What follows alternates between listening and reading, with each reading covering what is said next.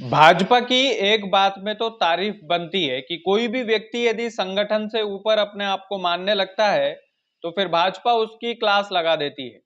और मध्य प्रदेश में जो नाराज विधायक थे उन विधायकों को बकायदा भोपाल बुला करके बंद कमरे में जो क्लास लगाई गई है वो किस्सा सुनने लायक है। नमस्कार, स्वीकार कीजिएगा, मेरा नाम कृष्णपाल राठौर है और आप महारो मध्य प्रदेश का स्पेशल शो देख रहे हैं। दरअसल मध्य प्रदेश की राजनीति में पिछले दिनों से कुछ ठीक नहीं चल रहा था, लेकिन संगठन ने सोचा कि समय रहते ठीक कर लेना चाहिए। इसलिए भाजपा के आला कमान ने 3 विधायकों को भोपाल तलब किया, उनको बकायदा भोपाल बुलाया और उनकी नाराजगी की वजह जानी। और न केवल वजह जानी, बंद कमरे में भाजपा के प्रदेश अध्यक्ष बी.डी. शर्मा ने इन तीनों विधायकों की क्लास भी लगाई है।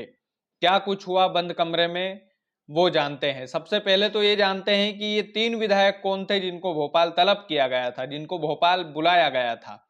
ब्रज बिहारी पटेरिया, ये वो विधायक है जो देवरी से हैं। देवरी विधानसभा से ब्रज बिहारी पटेरिया विधायक है।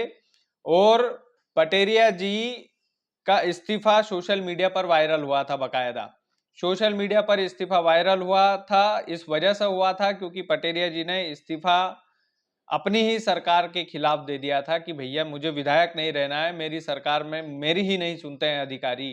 क्योंकि एक चिकित्सक पर, एक डॉक्टर पर इन्होंने 40,000 रुपए की रिश्वत लेने का आरोप लगाया था इन्हीं की विधानसभा में। और डॉक्टर साहब पर कायमी नहीं हो रही थी, उन पर कार्रवाई नहीं की जा रही थी। इस वजह से पटेरिया जी जो है नाराज हो गए थे और ब्रज बिहारी पटेरिया ने अपनी ही पार्टी को इस्तीफा दे दिया था कि भैया मुझे विधायक के पद पर रहना ही नहीं है, ऐसी सरकार का क्या काम जो मेरी सुने ही नहीं।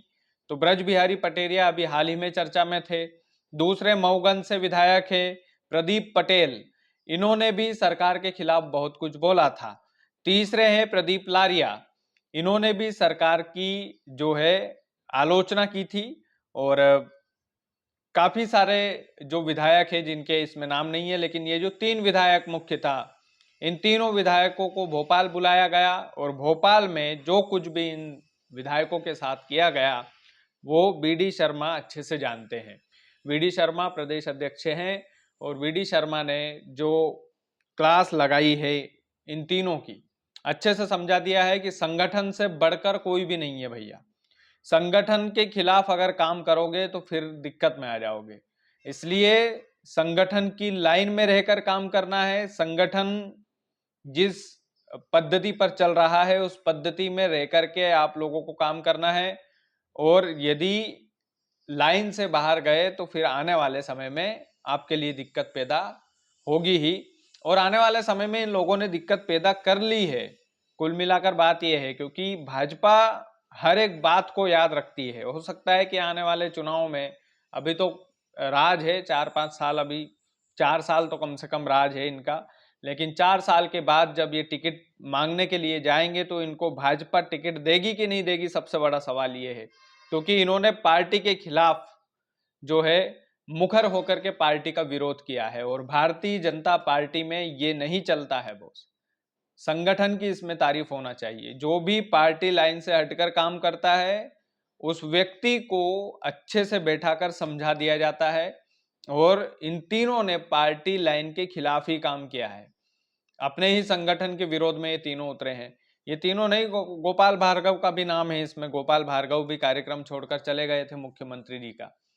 तो कुल मिलाकर बात यह है कि भारतीय जनता पार्टी का जो संगठन है उस संगठन के खिलाफ जो भी जाएगा, चाहे उन्हीं की पार्टी का विधायक ही क्यों ना हो, उसको भी जो है अच्छे से बैठा करके समझा दिया जाएगा। और ये समझाया है भाजपा के प्रदेश अध्यक्ष बी.डी. शर्मा ने। बकायदा बोला है कि पार्टी लाइन से हटकर अगर पार्टी के खिलाफ जाकर आंतरिक तौर पर विरोध किया तो फिर ठीक बात नहीं होगी। उसके बाद में जब ये तीनों विधायक कैमरे के सामने आए तो फिर देवरी के विधायक जी से पूछा, ब्रज बिहारी पटेरिया से, मीडिया वालों ने, तो उन्होंने कहा नहीं नहीं जी, हम तो पार्टी से नाराज ही नहीं है। मेरी तो बस कर्मचारियों के खिलाफ नाराजगी थी और वो नाराजगी अब मेरी दूर हो गई है, तो अब मुझे कोई परेशानी वाली बात नहीं है। नाराजगी तो दूर होना बनता है ना बॉस, क्योंकि आपकी क्लास लगाई है बकायदा आपके प्रदेश अध्यक्ष साहब ने। तो नाराजगी दूर काहे नहीं होगी, और अगर नहीं होगी तो नाराजगी दूर कर दी जाएगी। अगले चुनाव में आपको इसका परिणाम भुगतना पड़ेगा सर, ये एकदम तय बात है। मऊगंज के जो विधायक हैं प्रदीप पटेल साहब, प्रदीप पटेल साहब से भी बकायदा बीडी शर्मा ने 1 to 1 चर्चा की, इन तीनों की समस्याएं सुनी कि भैया दिक्कत क्या है, आप पार्टी के खिलाफ जाकर के काम क्यों कर रहे हो।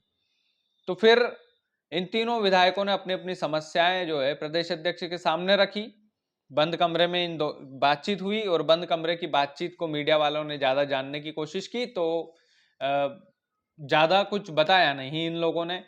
बस ये बोल दिया कि भैया हमारी जो नाराजगी थी वो अब संगठन से नहीं है, और अब हम संगठन से मिलकर, संगठन के साथ मिलकर के हम काम करेंगे, और जिस तरीके से हमने चुनाव लड़ा एकजुट होकर के, हमारे प्रचार में बड़े बड़े नेता आए, तो ये तमाम सारी चीजें जो है इन लोगों को याद रखनी चाहिए है।